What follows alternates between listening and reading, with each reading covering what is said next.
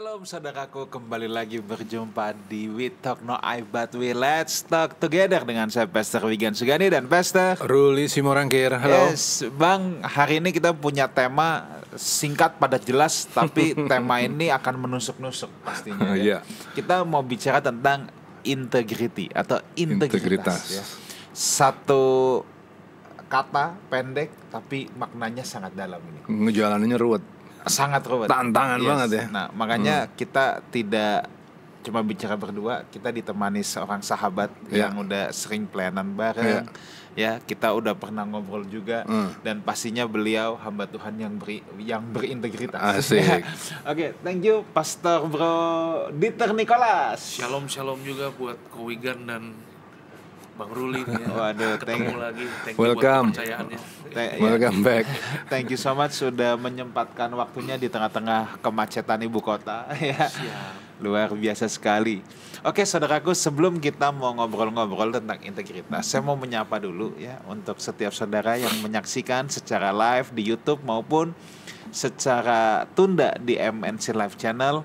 Saya percaya kita semua akan diberkati Tuhan lewat obrolan pada kesempatan ini. Dan seperti yang selalu saya katakan, saya pun sendiri selalu banyak belajar ya. Dari pembicaraan ini, dari narasumber yang ada, saya selalu merasa diberkati lewat obrolan-obrolan santai ini. Dan saya harap saudara buka hati lebar-lebar dan siap diterobosi oleh Tuhan dengan apa yang menjadi isi hatinya. Semoga obrolan santai ini bisa mencerahkan, bisa memberikan warna baru pengertian kepada kita semua. So, selamat bergabung untuk setiap saudara baik yang ada di Jakarta maupun yang ada di luar Jakarta. Oke, saya akan mengawali pembicaraan kita ya tentang integritas. Kalau saya buka di kamus ya, kalau saudara buka di Google, yang paling gampang integritas itu biasanya yang terbanyak orang berikan definisi adalah perkataan atau ucapan ya dan tindakan itu selaras atau sama, itulah integritas. Yes, saya absolutely agree dengan dengan statement itu.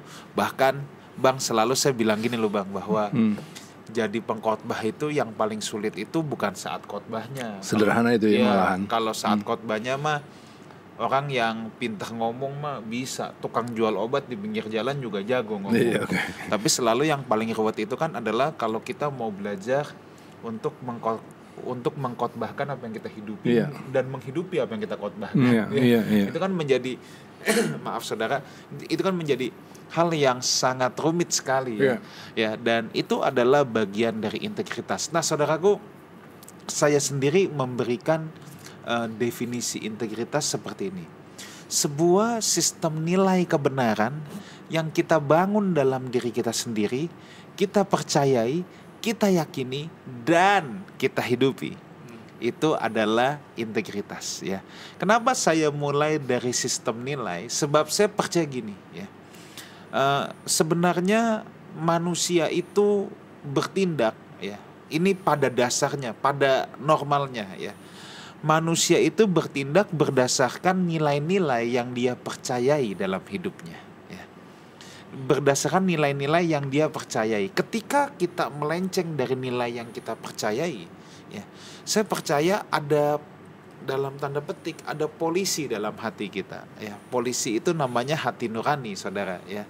Ketika kita bertindak bertentangan dengan sistem nilai yang kita bangun, yang kita percayai, maka pasti ada yang menjerit dalam hati ini. Nah, sekarang pertanyaannya tuh begini, sistem nilai apa yang kita bangun? Makanya tadi saya katakan sistem nilai kebenaran, sistem nilai yang dibangun berdasarkan kebenaran. Nah, sebab sistem nilai ini kemudian yang mendrive, yang mendorong apa yang kita lakukan dalam kehidupan kita sehari-hari. Contoh saudara gini.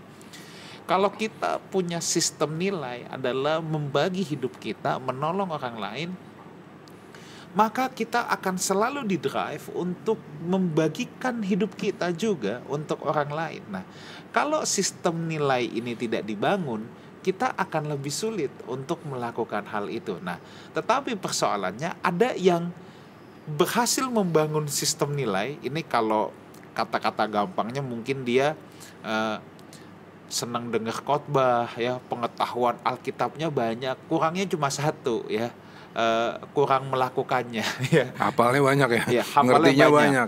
Ini kata orang bilang iman sih ada, akhlak aja kurang. Ya. Nah, Oke. jadi, ini yang menjadi persoalan integritas adanya di sini, bahwa udah benar sih membangun sistem nilainya, tapi nggak dihidupi, itu masalahnya. Nah, ketika kita membangun sistem nilai, kita yakini, kita percayai, tapi Oke. kita nggak hidupi. Nah, Oke. inilah persoalan integritas. Oke. Bang, Oke. ada mau ditambahin lo nggak, Bang? Ya, apa yang dia bilangin sama Pastor Wigan udah keren lah.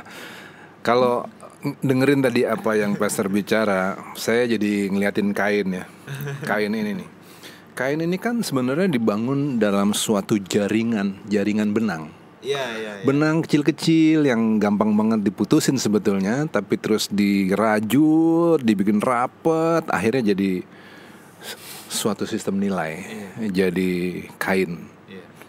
Nah, kerinduan kami dari We Talk adalah supaya jemaat yang saksikan acara kami ini nggak sekedar dengar apa yang kami bicarain, tapi sambil dengar satu persatu episode kami, kemudian menjalin suatu sistem nilai sehingga pada suatu hari kita punya baju yang lengkap.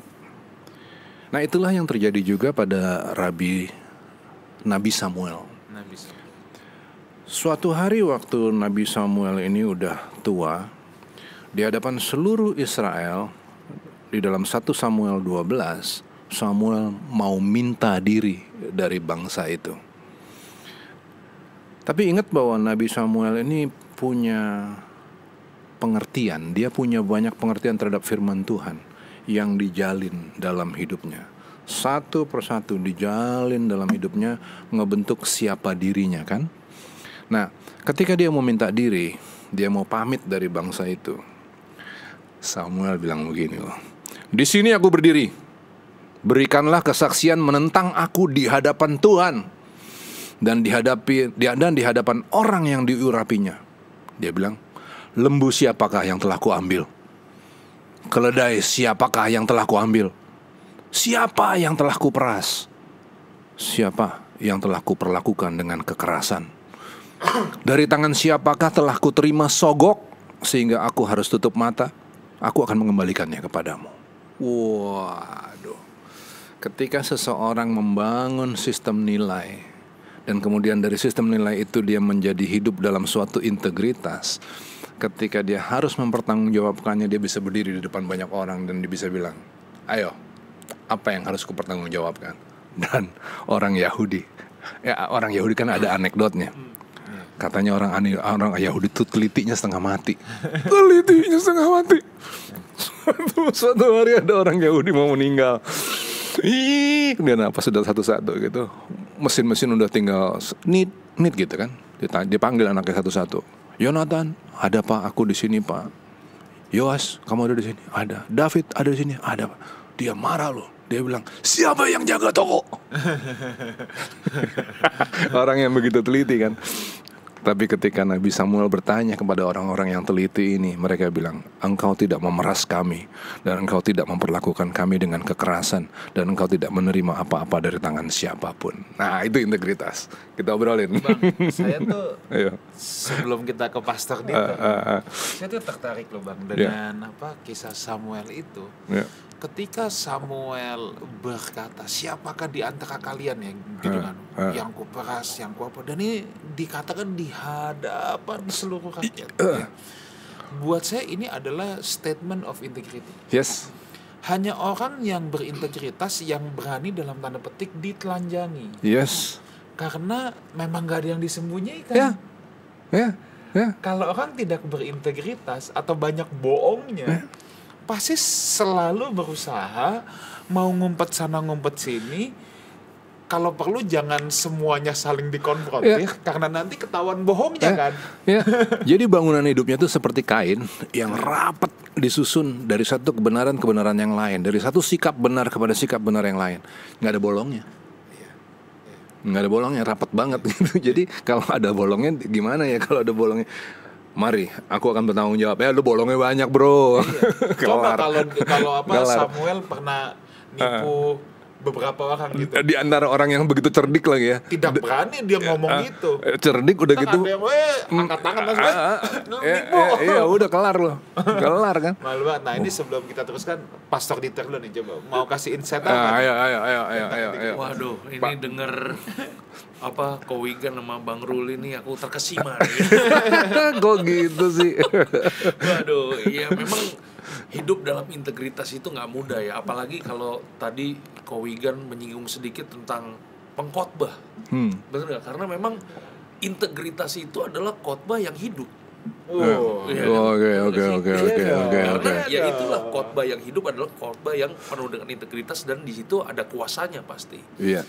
Nah, karena integritas itu adalah bangunan sistem nilai yang harus kita hidupi, kan? Yes. Benar nggak? Iya. Nah, masalahnya adalah kadang-kadang kesulitannya adalah kita memang harus hidup benar, tapi kadang-kadang dalam tanda kutip ya ada kesempatan ya kadang-kadang. Nah, di situ tuh ujiannya tuh, di mana ada kesempatan, di mana kita sendirian, apakah kita masih tetap bisa hidup benar? Yes. Apakah kita tetap berpegang kepada yang benar ketika mungkin apa yang kita lakukan nih mungkin nggak populer? Nah ini yang susah nih, ya kan? Makanya hari ini kita belajar ya dari Samuel tadi. Waktu Bang Ruli ngomong Samuel, aku jadi inget Daniel nih Bang. Oke. Iya kan? Daniel juga kan maksudnya Daniel orang yang luar biasa, ya kan, akan ada roh Tuhan di dalam kehidupannya dan berbagai raja silih berganti Daniel tetap dipakai. Ada begitu banyak orang cari-cari kesalahan Daniel, tidak satu pun ditemukan dari kesalahan Daniel. Dan Daniel adalah orang yang sangat berintegritas. Jadi ya hari ini apa ya? Itulah firman Tuhan katakan dalam Amsal 28 ayat yang ke-6.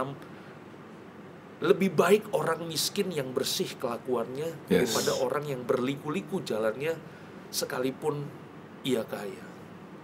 Ya, jadi dari sini kita belajar bahwa ternyata integritas itu lebih daripada semua apa yang kita punya, karena memang satu-satunya harta yang kita punya ya adalah integritas, dan ini udah merupakan barang yang vintage. Langka, jadul. I agree. Bener gak? I agree. Susah banget ditemukan orang yang berintegritas di zaman yang sekarang ini, apalagi di zaman medsos sekarang ini.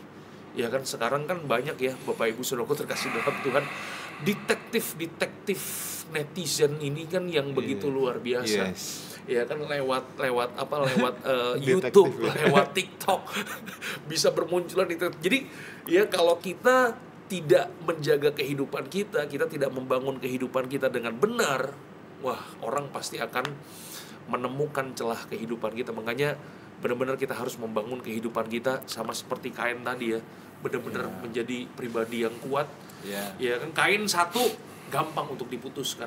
Ya kan, benang satu gampang untuk diputus, tapi ketika dia udah dirajut dan menjadi kain, nah itu nggak gampang dirobek. Nah itulah kehidupan kita kalau kita punya integritas. Tadi pagi saya baca Facebook, gemes banget bacanya. Jadi kita lagi ngomong integritas nih kebetulan. Ya. Tadi pagi saya baca Facebook, jadi rupanya gini, ada dua orang nih lagi ngomong. Si A, dia bilang begini, katanya lu hidup dalam Tuhan, tapi kok gampang banget marah. Kemudian dia tampilin chatnya dia sama si B. Si B marah. Dia bilang, gua tahu firman Tuhan. Si B-nya ya, dia bilang, gua tahu firman Tuhan, gua ngerti. Lu jangan ngomong sembarangan sama gua. Dia, yang A bilang, lihat, katanya deket sama Tuhan, katanya tahu firman Tuhan, kok gampang marah. Dalam kalimat itu saya nggak ngelihat ada integritas dari kalimatnya si A. Kenapa? Karena si A nggak ngomong. Dia ngomong apa ke B? Ini membangun opini yang ngejelekin si B, tapi nggak ngasih tahu apa yang si A ngomong kepada B. Kenapa si B sampai marah? Ini tidak berintegritas. Sederhana banget loh.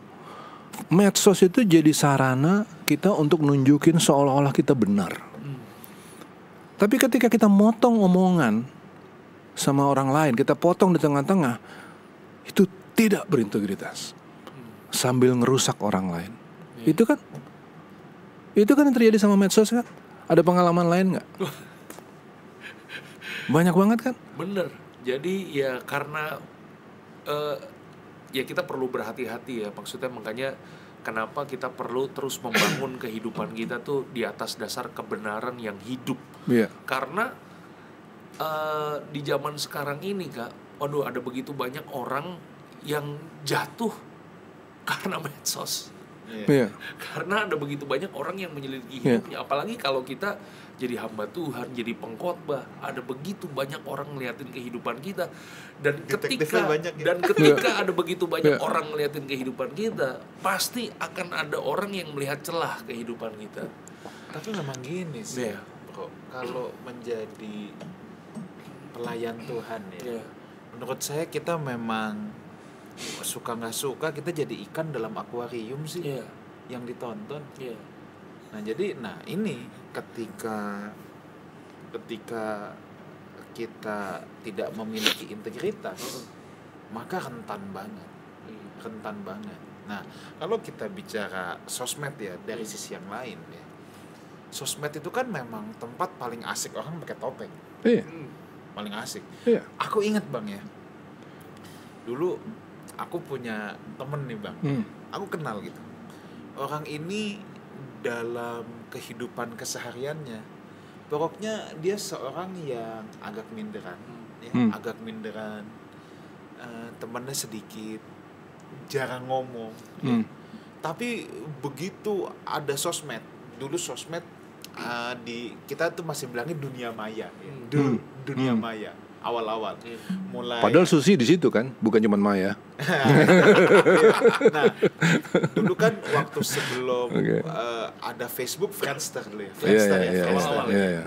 Itu kan eranya bersamaan dengan chatting-chatting kan, MI aksi dan lain sebagainya gitu lah. Ya, itu Bang ya, temanku itu begitu sampai di dunia maya, itu betul-betul langsung menjadi orang yang beda. Is totally changed. Tentunya kita teman-teman kan kenal kan udah bukan sehari dua hari ya, kenal bertahun-tahun, kita tuh tahu banget dia tuh kayak apa. Tapi begitu masuk di sosial media dunia maya, langsung betul-betul bisa berubah jadi orang yang kita tahu itu bukan dirinya. Nah, jadi memang sosial media itu juga bisa menjadi tempat bersembunyi yang paling efektif. Nah, menjadi masalah kemudian ya kalau kita tidak memiliki integritas. Akan mudah ditonton orang ketika kita tidak menjadi diri kita sendiri. Kita mungkin bisa menampilkan hal yang baik-baik depan jemaat, depan sosmed sambil syuting di TikTok atau lain sebagainya. Kita bisa menampilkan, kita bisa lah peragakan hal-hal yang kelihatannya rohani, tapi padahal keseharian kita tidak ada rohaninya sedikit pun, dan itu akan menjadi sangat mudah kelihatan. Ya, tapi saya rada mau ada beda pandangan sedikit nih, mungkin Pastor Wigan sama Dieter, bahwa media sosial itu kan membuat pelayan Tuhan hari ini seperti dalam akuarium tadi bahasanya kan ya. Betul itu, tapi di sisi lain orang yang ngelihat pertunjukan di dalam akuarium itu juga harus punya integritas dong. Karena begini, masalahnya begini, yang ditampilin di dalam ruang publik itu, di ruang media sosial itu kan sepenggal dari suatu cerita lengkap. Ketika orang yang nyaksiin cuman lihat sepenggal dan kemudian langsung komentar terhadap penggalan itu pun tidak berintegritas. Gitu. Jadi banyak kasusnya ya. Jadi banyak kasus seperti itu kan. Jadi media sosial ini sebetulnya adalah suatu tantangan untuk semua. Tantangan untuk hamba Tuhan yang di dalam akuarium, katakan begitu ya. Juga tantangan kepada yang nyaksiin. Netizennya punya mata, oke, tapi jangan cepat-cepat komentar. Gitu. Lu mesti kenal dulu, lu mesti tahu dulu seluruh ceritanya. Seperti cerita yang tadi. Hamba Tuhannya kan ngomong, aku tahu firman Tuhan, aku hidup di dalam Tuhan. Dia bilang begitu kan. Di komentarinya sepotong doang. Kenapa lu marah? Yesus juga marah, bro. Masa hamba Tuhan gak boleh marah? Yesus ngamuk malah. Dia bilang celakalah ya gak? Terus Yesus nggak rohani gitu. Ya kan, lihat ya kalau kita cuma menggal satu cerita. Nah ini juga yang menggal ini juga nggak punya integritas, jadi ngaco gitu. Jadi ini memang tantangan untuk kita semua ya, berarti ya, untuk menjalin suatu sikap hidup yang berintegritas. Ya. Pastor Dieter. Aku gini Kak. Coba. Jadi aku seneng jam tangan ya. Dan sekarang nih lagi seneng jam tangan yang vintage. Yang jadul, yang kuno.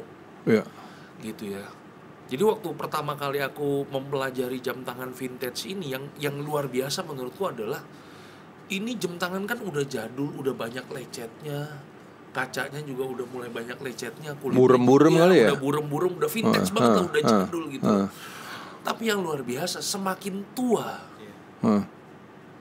semakin mahal harganya, Bang. Sama kayak Vespa. Motor Vespa. Kan? Kalau kita cari motor Vespa yang tahun-tahun 60, yang catnya masih orisinil, ya kan, mesinnya masih orisinil, harganya lebih mahal daripada Vespa yang model terbaru. Padahal mindahin koplingnya susah loh tuh. Malah makin mahal ya. Nah, yang membuat aku ini lebih heran lagi adalah ketika motor Vespa yang justru yang tahun 60 yang catnya udah dicat ulang, yang mesinnya udah diperbaiki, harganya malah murah. Yang udah dipoles-poles, harganya malah murah. Yang orisinil, yang catnya ada karatnya segala, malah yang mahal. Kenapa bisa gitu? Jadi dari sini aku belajar bahwa memang kadang-kadang yang orisinil, yang tidak dipoles-poles, nah itulah yang mahal. Sekali lagi, media sosial adalah sarana memoles lagi. Nah, aduh, media sosial tuh moles banget kan ya. Kan gitu. Jadi maksudnya ya kita hidup apa adanya tanpa polesan-polesan itu memang tantangan kita juga zaman sekarang ya. Jadi seperti Samuel tadi ya. Siapa yang kurugikan? Dia bilang begitu. Wah, berani banget dia ngomong gitu. Karena dia hidup apa adanya, bukan ada apanya. Oh, jadi integritas juga bicara tentang hidup apa adanya ya. Bukan ada apanya. Ada bakwan di balik udang ya kan. Kalau ada apanya repot, Bang. Udah pasti repot. Hanya orang yang berani apa adanya, yang berani kayak Samuel, yang memang dia hidup apa adanya kok. Memang begini. Dan sebelum kita mulai live tadi ya, aku setuju juga tuh dengan kata-kata Kak Wigan tuh, integritas adalah apa kan?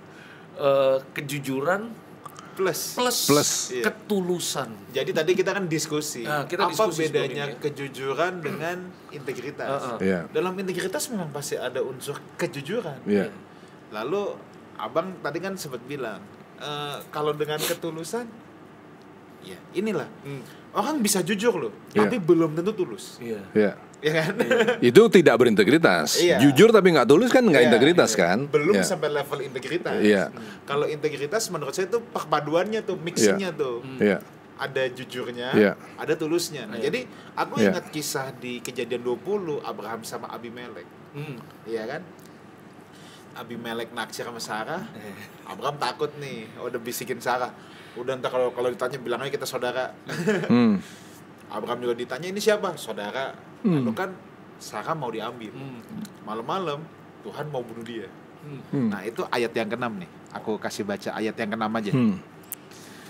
Tuhan mau bunuh dia. Nah lalu berfirmanlah Allah kepadanya, kepada Abimelek dalam mimpi. Aku tahu juga bahwa engkau telah melakukan hal itu dengan hati yang tulus. Dan maka aku pun telah mencegah engkau untuk tidak berbuat dosa terhadap aku. Ya. Sorry, saya baca dari ayat yang ke-5 deh. Nah, jadi ini kan ceritanya Tuhan mau bunuh Abimelek. Lalu Abimelek bilang di ayat yang ke-4, Tuhan, apakah engkau membunuh bangsa yang tak bersalah? Bukankah orang itu sendiri mengatakan kepadaku, dia saudaraku, Dan perempuan itu sendiri telah mengatakan, iya saudaraku, jadi hal ini kulakukan dengan hati yang tulus. Dan dengan tangan yang suci. Nah, saya suka banget terjemahan bahasa Inggrisnya. Apa tuh? Terjemahan bahasa Inggrisnya bilang gini, in the integrity of my heart and innocency of my hands have I done this. Nah, baru ayat ke-6 Tuhan bilang, aku tahu juga bahwa engkau telah melakukan hal itu dengan hati yang tulus. Itu sebabnya aku mencegah engkau berbuat dosa terhadap aku. Sebab itu aku tidak membiarkan engkau menjamah dia. Ini nih the power of integrity loh. Sampai mau bikin dosa Tuhan cegah. Karena dia berintegritas. Ada pembelaan Tuhan. Dia tulus, dia jujur, dia ngomong apa adanya. Aku nggak tahu, ya memang betul-betul nggak tahu. Masalahnya orang sekarang banyak yang pura-pura nggak tahu, itu masalahnya. Jadi integritas yang dibicarain di sini mengenai apa, gimana tuh? Jadi integritas itu tuh kan tulus kan? Iya, dia tulus dan jujur, iya. Tulus dan jujur ya. Iya. Jadi nggak cuman jujur nggak tulus. Iya. Bisa jadi curang juga ya. Iya. Ini harus tulus dan jujur. Nah, tulus itu apa? Tulus itu adalah nggak punya kepentingan. Iya. Tulus itu tidak punya kepentingan, tidak punya niat jahat, tidak itulah mengambil keuntungan. Iya. Itulah yang terjadi di Abimelek ini. Iya. Ini dia kan bicara motivasi nih, Bang. Ini kan bicara batinnya banget. Iya. Ada orang kelihatannya nolong loh, kelihatannya doang baik, tapi motivasinya. Iya. Ini kan hal yang beda. Ini dasar berpikir modernnya itu pakai kalimat yang sederhananya gini. Apa tuh, Bang? Gue dapat apa? Itu iya kan. Begitu dia ngomong gue dapat apa nih? Nah, itu nggak tulus sudah. Jadi misalnya si A sama si B sama-sama kasih sekantong beras kepada tunawisma kan, katakanlah. Ini nilainya di hadapan Tuhan tuh bisa beda kan, antara yang berintegritas dengan yang tidak. Si A ngasih, si B juga ngasih, satu-satu sama-sama satu kantong. Iya. Terus. Tapi kalau si A mungkin dia punya motivasinya biar diliput, orang tahu nih, nanti ini nih buat bahan konten gue nih, dan lain sebagainya. Sedangkan si B mau melakukan itu karena dia memang tulus ingin melakukan itu. Nah, ini kan dua hal yang beda. Memang kelihatannya outputnya sama. Tapi inputnya beda loh ini. Jadi yang A tadi ngasih supaya jadi konten. Si B ngasih nggak ada harapan apa-apa, dia cuma mau ngasih. Tidak salah ya kalau orang mau bikin konten, tapi kan niatnya itu loh, niat. Tapi ada lagi si C ngasih persembahan, dikasihnya ke gereja. Oh bagus dong, ya kan? Bagus dong. Tapi supaya diberkati, ya nggak tulus juga. Supaya Tuhan balikin. Bukan, supaya berlipat-lipat iya kan? Itu dia nih, Tuhan. Iya. Nih, nanti balikin ya minimal 30 kali loh. 70 kalau perlu ya. Kalau bisa 100, 30 juga lumayan lah ya kan. Nah, itu jadi dan banyak kali ya di orang-orang yang datang ke gereja, datang kepada Tuhan, bawa persembahan, indah banget kelihatannya. Dikasih jam, wow buat Tuhan nih, ya kan? Tapi ngarepinnya sesuatu in return itu nggak tulus ya, berarti tidak berintegritas. Oke. Nah sekarang penasaran sama Pastor Dieter ya kan? Kan pelayanan banyak di generasi muda lah, betul dong? Milenial dan lain-lain. Gimana sih integritas di antara mereka? Itu sesuatu yang vintage juga. Dan langka atau berlangsung? Gimana? Tantangannya apa? Pelayanan di anak-anak muda di zaman sekarang ya, apalagi mereka lebih pinter, lebih cerdas dalam menggunakan teknologi. Ya kan, mereka bisa bersembunyi di balik teknologi. Ya kan, ya nggak usah jauh-jauh deh. Ya kan, ada kasus nih Kak ya. Ini berapa temen sharing nih, jadi di gadget anak mereka itu, jadi di depan orang tua anak mereka tuh sangat manis-manis di rumah. Tapi begitu ditemukan ada sebuah aplikasi, boleh aku sebutin nggak nama aplikasinya ya? Nggak usah lah. Jadi ini aplikasi chat tapi khusus buat game. Chat buat game. Jadi buat para gamers. Ada ya? Ada itu ya. Gamer ngapain aku chat? Aku juga baru tahu. Jadi online kan, mereka mainnya online kan. Tapi kan chat. Iya, di chat. Jadi mereka sambil main online sambil main ngechat. Oh gitu. Karena mereka mainnya tim kan, satu tim. Oke. Iya. Nah, ternyata ditemukan sama orang tuanya, anaknya itu di chatnya itu, waduh. Anak-anak umur 5 tahun, 6 tahun mereka menggunakan kata-kata seperti orang dewasa, maki-makian orang dewasa. Oke. Nah, itu jadi pergumulan juga tuh di zaman sekarang ini. Ya, jadi di rumah manis, baik, tapi begitu di gadget mereka jadi orang yang berbeda. Jadi tokoh avatar dia di situ. Itu dia. Orang yang beda sama sekali ya. Beda sama sekali. Oke. Ya kan di gereja ngomongnya shalom, ngomongnya rohani, tapi begitu masuk di chat itu, lain udah. Menjadi diri mereka yang ini anak umur 5, umur 6. Anak umur 5, umur 6 tahun kan. Bisa begitu. Bisa begitu. Oke. Nah, kalau terjadinya seperti itu, apa langkah penyelesaian yang Pastor Dieter lakuin? Atau gini deh, kan mesti dicari dong sumber masalahnya kan. Iya. Nah, sumber masalahnya selama ini yang ditemuin itu timbulnya dari mana? Timbulnya karena tidak ada hubungan ya, tidak ada interaksi antara orang tua dengan anak. Komunikasi. Jadi anak ya dibiarkan dengan gamenya, mereka dibiarkan dengan dunianya. Kan kalau anak dengan game kan tidak mengganggu orang tua. Iya, betul, nah, betul. Jadi terputusnya komunikasi, terputusnya hubungan antara orang tua dengan anak, terjadilah hal yang seperti itu. Gitu. Makanya salah satu solusi yang coba aku bikin adalah mengintegrasikan pelayanan di gereja khusus dewasa dengan pelayanan di anak, dibikin modulnya sama Kak, sehingga orang tua dengan anak bisa membahas firman Tuhan di rumah, ada komunikasi yang terbuka. Karena kan yang namanya orang tua mau ngobrol sama anak kan, mau diajak ngobrol bisnis kan pasti nggak nyambung. Diajak ngomong game orang tuanya nggak nyambung, kan? Jadi salah satu penghubungnya adalah orang tua dengan anak harus belajar membuka komunikasi dengan ngobrol bahas firman Tuhan. Oh, ini masalah yang berat ya. Ini nggak main-main ini. Kalau ternyata anak umur 5, umur 6 aja udah bisa begitu ya. Bisa beda sama sekali hidupnya ya. Jadi waduh. Oke. Itu waktu aku tahu kasus itu, begitu aku pulang ke rumah langsung cek handphone anak langsung.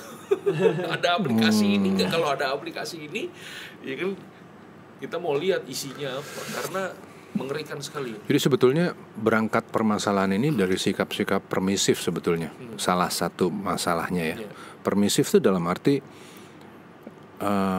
gini, kan kita orang tua kan tahu betul bahwa pendidikan anak itu kan ada di dalam tanggung jawab kita. Itu kan adanya di pundak orang tua, yang nggak bisa ngelak sama sekali. Tapi kemudian secara permisif orang tua bilang begini, sekali ini aja nggak apa-apa kali. Aku kan sibuk, aku harus meeting, aku harus ini, harus itu. Nah, secara permisif kemudian kita lepas anak-anak kepada gadget. Dan kemudian anak-anak berkembang tanpa kontrol. Anak-anak berkembang tanpa kehadiran orang tua. Wah, kalau udah sampai di sini jangan ngomong integritas nih. Kejauhan kita ngomong integritas. Mendingan kita koreksi dulu aja dari awalnya. Jangan ada sikap-sikap permisif seperti itu. Anak itu tanggung jawab orang tua untuk dididik. Udah gak usah ngomong integritas dulu, koreksi lah, gitu ya kan. Ya memang saya juga ngelihat sih itu di dunia anak-anak ya. Coba lihat deh, kita kalau pergi makan aja ke restoran, supaya anak diem, gak ngeganggu meja-meja sebelah, kan dikasih gadget anak-anak supaya diem. Kenapa sih kita jadi kayak gitu? Kenapa sih kita gak rebut aja gadget dari anak-anak?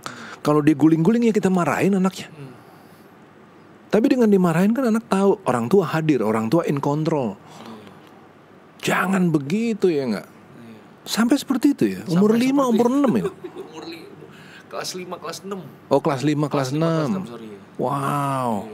Tapi itu kan baru mulai banget tuh anak-anak yang itu baru fondasi pendidikan umur segitu kan. Wah, ngeri ya. Makanya kan Alkitab juga kasih tahu kepada kita kan dalam 1 Timotius 3 ayat yang ke-12 tuh syarat-syarat bagi diaken ya. Dia kan haruslah suami dari satu istri dan mengurus anak-anak dan keluarganya. Mengurus anak-anaknya dan keluarganya. Yes. Tapi di satu sisi juga ini juga ya, kayak maksudnya di zaman sekarang kan anak sekolah juga harus pakai gadget. Yeah. Jadi orang tua memang perlu banyak hikmat ya untuk bisa mengurus anak-anaknya di dunia yang digital seperti ini. Iya. Ya, gini loh, berangkatnya kan dari kata yang sederhana tadi, hadir. Ya. Kalau orang tuanya nggak pernah hadir, dia nggak akan tahu bedainnya antara mana yang dibutuhin sama anak, mana yang bikin ngaco anaknya. Nggak bisa tahu, karena dia cuma lihat dari jauh. Tapi ketika orang tua hadir, dia kan tahu apa yang bagus untuk anaknya dan apa yang enggak. Kan begitu ya. Bang, aku mau baca ayat nih Bang. Ya. Dari yang pertama Mazmur 7 ayat 10 dulu ya. Di sini Daud bilang, engkau yang menguji hati dan batin orang, ya Allah yang adil. Kalau dalam kitab Amsal ya, ini muncul 2 kali nih. Kalau di 16 ayat 2, segala jalan orang adalah bersih menurut pandangannya sendiri, tetapi Tuhanlah yang menguji hati. Kalau Amsal 21 ayat 2, setiap jalan orang adalah lurus menurut pandangannya sendiri. Menurut pandangannya sendiri ya, tetapi Tuhanlah yang menguji hati. Nah, saya tertarik nih, berkali-kali dibicarakan tentang kata menguji hati.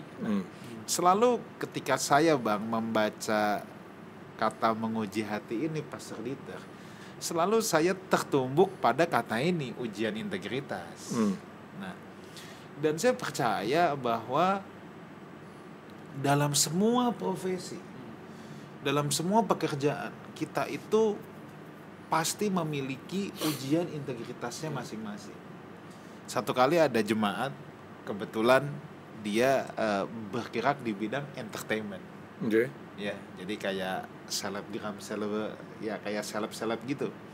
Lalu dia bilang sama saya gini, kok mungkin gak sih kok aku di dunia entertainment itu bisa menghidupi firman? Nah, lalu saya cuma jawab begini, sangat mungkin dan harus bisa. Dan saya tuh bilang gini, bahwa inilah yang disebut dengan ujian integritas. Dan yang punya ujian ini bukan dunia entertainment doang loh. Semuanya. Yes. Kalau kamu bilang sama dokter punya medan peperangannya sendiri. Kamu bilang pilot sama pramugari, mereka akan merasa, wah kita kalau kerja di maskapai paling susah nih untuk ujian integritas. Enggak, semua sama. Nah, lalu saya bilang gini, jangankan kamu, saya pun sebagai pendeta, saya punya medan peperangannya sendiri tentang ujian integritas ini, ya. Nah, mungkin saya mau tanya dulu nih sama Pastor Dieter nih tentang ujian integritas. Ada nggak yang bisa diceritain? Wah, itu dia ya. Dalam pelayanan nih. Makanya kadang-kadang ujiannya itu orang nggak lihat dan kemudian ada kesempatannya. Maka itu ujian integritas begitu pasti. Ujian orang hati tidak lihat. Iya benar. Ya, contoh yang paling ini deh, contoh yang paling gampang dan paling singkat deh. Aku kan pengkhotbah nih. Iya kan, ya melayani dari satu gereja ke gereja. Kadang-kadang biasalah yang namanya jadwal masuk kan kadang-kadang ada yang duluan, ada yang belakangan. Nah, kadang-kadang yang tabrakan ini, dan kemudian pilihannya antara kita mau ambil yang besar dengan yang kecil. Nah, itu tuh. Yang belakangan masuk gereja gede gitu. Yang belakangan masuk yang gereja gede. Nah, itu dia, itu godaan. Gitu. Kemudian kita ya disitulah pertempuran hati nurani. Gitu. Nah, kalau gak gampang. Iya. Apalagi kalau seumpamanya ada kebutuhan. Nah, ini lebih gak gampang lagi. Gitu. Jadi aku waktu berhadapan dengan ini, aku jadi inget Yusuf. Dengan Tante Potifar ya kan. Ada kesempatannya buat Yusuf. Ya kan, harusnya kan ya udah serahkan diri aja gitu kan. Ya kehendak Tuhan yang terjadi lah kan gitu kan. Tapi yang luar biasa, Yusuf tetap memilih ya dia hidup benar sekalipun dia terkena imbasnya, kan dia di penjara ya gitu ya. Gitu. Satu kali saya mengalami hal yang sama. Jadi gereja sahabat di daerah Kelapa Gading. Saya tidak sebut label gereja ya. Jemaatnya kecil lah, paling ibadah 50-60 orang gitu.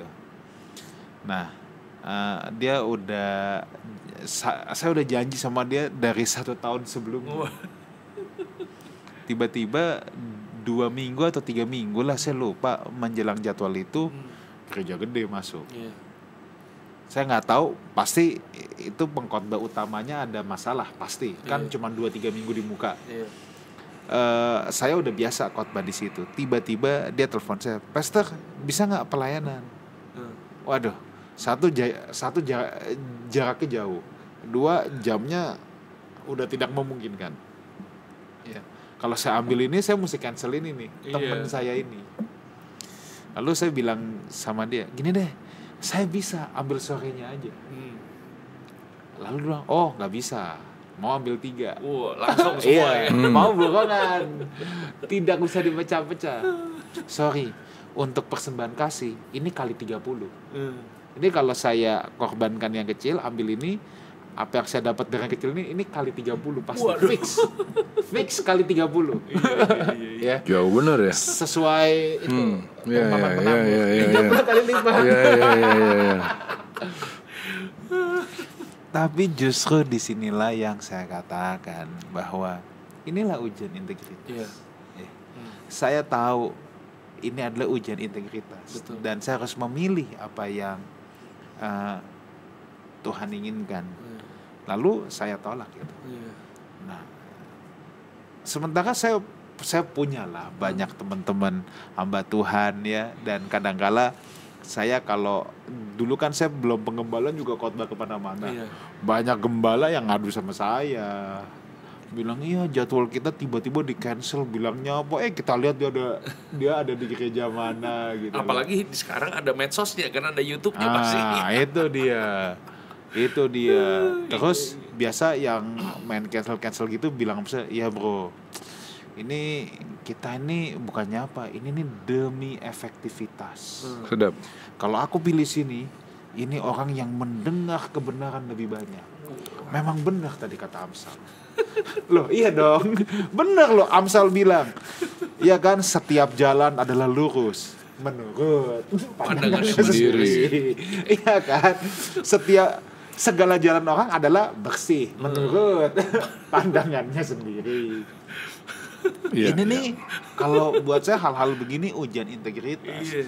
Dan saya bersyukur bahwa memang betul sih kalau Tuhan yang menguji hati, kadangkala kita ditumbuhkan dengan hal-hal seperti ini. Satu kali lagi, saya tuh punya komitmen mengajar di sekolah Alkitab dulu ya. Saat ini enggak.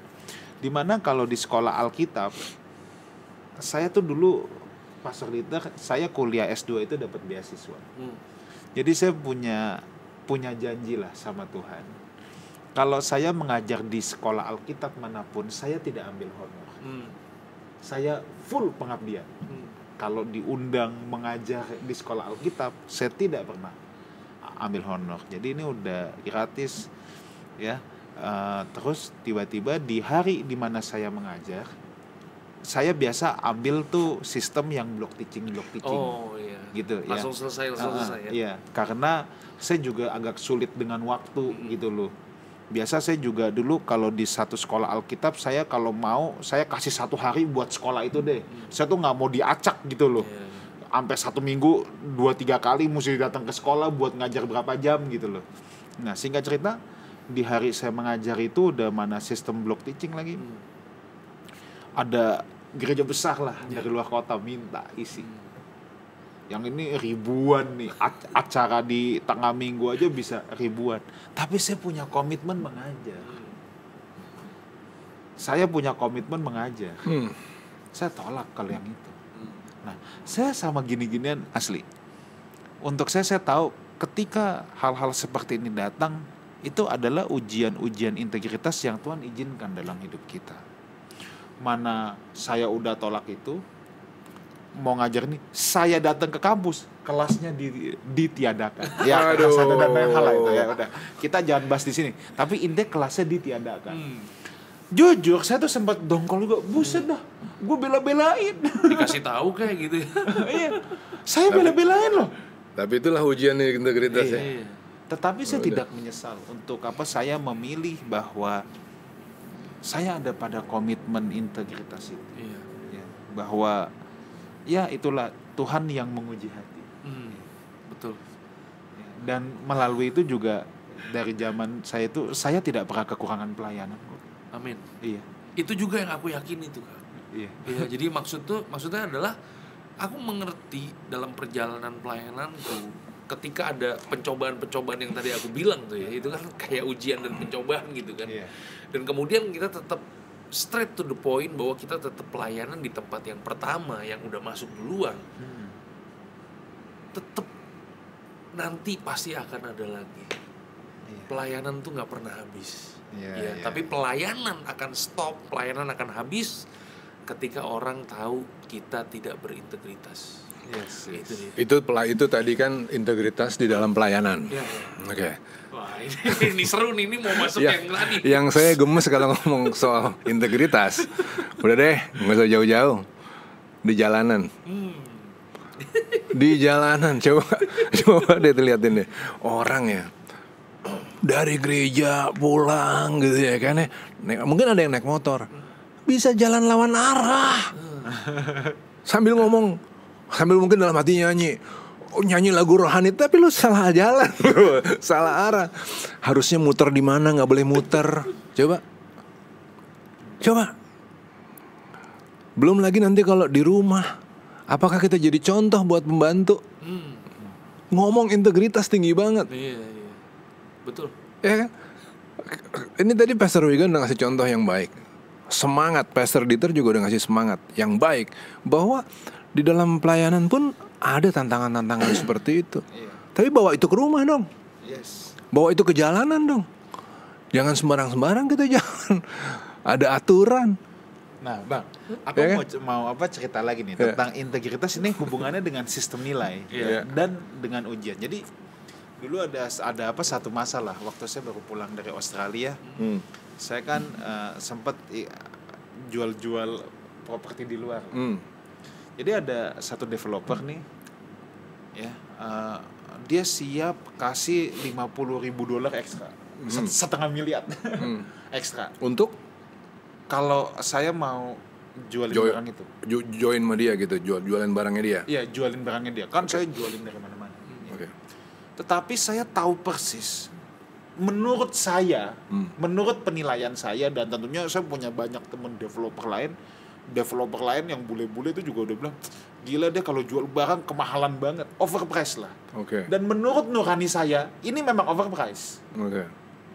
Iya. Nah, saya kan sudah punya klien-klien, asli Bang, saya tidak pernah mau menawarkan barang itu. Secara komisi, saya tergiur $50,000 ekstra. Tapi buat saya gimana ya? Ini masalah sistem nilai. Saya punya nilai bahwa hubungan itu lebih mahal daripada uang. Hubungan itu lebih mahal daripada uang. Ya. Tentu pengamatan saya bisa salah. Bisa aja menurut saya overpriced padahal enggak. Ya. Tetapi kan ini masalah integritas kan. Iya dong. Saya tahu dalam hati saya menurut pandangan saya yang bisa salah itu, tapi menurut saya itu kemahalan. Kalau saya suruh beli juga saya nggak mau orang barang kemahalan gitu loh. Iya. Saya percaya hal-hal itu juga menjadi ujian integritas. Iya. Iya, karena kita punya sistem nilai yang dimana kita percaya, saya mempercayai hubungan lebih mahal daripada uang. Nah, tapi kita nanti bisa ada ujiannya. Kita mau menghidupi sistem nilai yang kita bangun itu, gitu. Iya. Ya ini sebenarnya kita lagi ngomong di topik-topik tentang gua dapat apa. Iya kan? Gua dapat apa? Kalau gua dapat 50.000 ekstra, ya udahlah ya. Nanti kita tinggal cari alasan pembenaran kan gitu ya. Nah, sama seperti tadi juga Daniel siapa di tempat Pontifar? Yusuf di tempat Pontifar. Gua dapat apa? Kalau aku bela kebenaran dan kemudian aku masuk penjara, masa aku dapat penjara bela kebenaran? Mendingan dia ngikut Pontifar kan begitu ya. Nah, tapi kan fenomena ini juga kita lihat di banyak tempat di antara orang-orang benar, nilai-nilai yang juga kusut nih. Lihat ya, betapa sering orang-orang benar nggak berani bersuara yang benar karena takut dapat ganjaran negatif. Rada tajam dikit nggak apa-apa ya. Apa yang gereja-gereja saling buat untuk melindungi gereja-gereja saudaranya ketika dipersekusi, ketika nggak dapat izin, ketika macam-macam hal terjadi yang nggak enak. Apa yang gereja saling buat? Adakah saling bantu? Enggak. Kenapa? Karena takut bersikap. Kalau nanti mereka bersikap, nanti izin mereka dicabut. Karena takut, maka nggak bersuara. Ini kan juga nggak asik. Kita ngomong tentang firman Tuhan, kita bicara tentang kedamaian, kita bicara tentang kebenaran dan lain-lain, tapi nggak mau bersikap. Itu pun nggak berintegritas. Sorry ya, ini nggak terjadi di gereja Indonesia nih, gereja di luar negeri aja deh. Di pedalaman Singapura lah. Tapi kalau itu terjadi di Indonesia kan sedih. Ketika seseorang harus kita bela karena posisinya yang lemah. Tapi ketika kita bela orang itu dalam posisinya yang lemah, kemudian itu membuat nama jelek buat kita, beranikah kita bersikap? Harus berani bersikap. Bela dong saudara kita yang lemah, tapi benar gitu. Sekalipun ini kan resikonya ke kita. Tapi kan nggak ada gitu, nilai-nilai seperti itu hari ini hampir nggak ada loh. Jadi kekristenan tuh akhirnya jadi kayak kain bolong-bolong tuh gak? Tapi kekristenan bukan di Indonesia ya. Pastor Dita, ada yang mau disampaikan lagi tentang integritas ini? Karena semuanya kan berpulang pada hati nurani kita ya kayak. Hati nurani kita ini kan ya kalau kita kotorin terus dengan berbohong, dengan mengambil keuntungan dan segala macam, kadang-kadang tuh diri kita sendiri yang pada akhirnya akan hidup dalam topeng gitu loh. Ya. Contoh yang paling sederhana deh. Kalau kita mau jual mobil second. Iya kan? Kadang-kadang kan kalau harusnya putar kilometer. Ya, putar kilometer atau kita bagus-bagusin, kita poles sana poles sini gitu kan. Padahal itu mobil udah bobrok, tapi kita nggak berkata kebenaran tentang mobil ini apa adanya supaya kita dapat keuntungan lebih banyak kan gitu kan. Iya kan? Gua dapat apa lagi? Itu dia. Nah, aku juga belajar dari Yesus ya kayak. Yesus itu kan merupakan salesman yang paling jujur tuh dia. Apa? Yang mana? Ada begitu banyak orang mau mengikut dia, tapi setiap orang yang mau mengikut dia, ya yang nggak enaknya dulu dia kasih tahu. Ya kan, kalau mau ikut aku, ya kan, serigala punya liang, burung punya sarang, anak manusia tidak punya tempat untuk meletak. Jadi yang nggak enaknya dulu, gitu kan. Jangan sampai, ya kan, orang ikut Yesus kena jebakan Batman gitu. Ya jadi hidup di tengah-tengah dunia yang makin lama makin jahat ini, untuk kita berintegritas itu memang tidak mudah, tapi bukannya tidak mungkin. Ya, yang paling penting adalah bagaimana kita berjalan dengan hati nurani kita. Jangan sampai hati nurani kita ini ya kotor, busuk, dan kita terus harus membangun sistem nilai dan berani menyuarakannya sekalipun itu tidak populer. Gitu sih. Iya. Thank you so much, Pastor Dita. Kita sudah di penghujung acara kita. Ada satu closing statement singkat, padat, jelas. Dari Bang Ruli aja. Dari Abang deh. Oke. Beberapa waktu yang lalu ada grup Korea namanya BTS. BTS itu tiba-tiba jadi fenomena yang luar biasa. Waktu orang-orang nunjukin bahwa hidup mewah itu adalah sesuatu yang luar biasa, mereka berani hidup sederhana. Padahal mereka ngetopnya luar biasa. Sampai mereka punya BTS Army yang begitu fanatik ngikutin apa yang dikerjain sama BTS. Nah, harusnya kekristenan itu adalah suatu sikap hidup yang mempesona. Karena saking mempesonanya dulu kekristenan itu, maka sampai hari inilah kekristenan kita anut. Tapi hari ini kita kehilangan pesonanya. BTS jadi lebih mempesona. Nah, kiranya lewat acara yang kami sampaikan ini dengan judul integritas, kita bangun integritas kita masing-masing di jalanan, di rumah, di dalam setiap sikap hidup kita, dalam setiap tantangan kita, supaya kekristenan kita itu mempesona, balik lagi, punya fenomena yang keren. Ada yang mau disampaikan? Ya, bangun Singkat, padat, jelas, bangun ya. integritas Yes. di dalam skup kecil kita dulu. Yes. Ya kan, bagaimana kita memperlakukan istri kita, mengurus anak-anak kita. Jangan sampai kita lebih ramah kepada anak orang daripada anak kita sendiri. Jadi bangun benar-benar keluarga kita. Itu aja sih. Oke, dari saya udah kita hidup apa adanya aja, jangan ada apanya. Jangan dipoles-poles ya. Yes. Vintage. Thank you Pastor Dieter Tuhan untuk berkati. waktunya. Saudaraku, baik, terima kasih atas kebersamaan kita. Sampai jumpa lagi di We Talk No I But We Let's Talk Together. God bless you.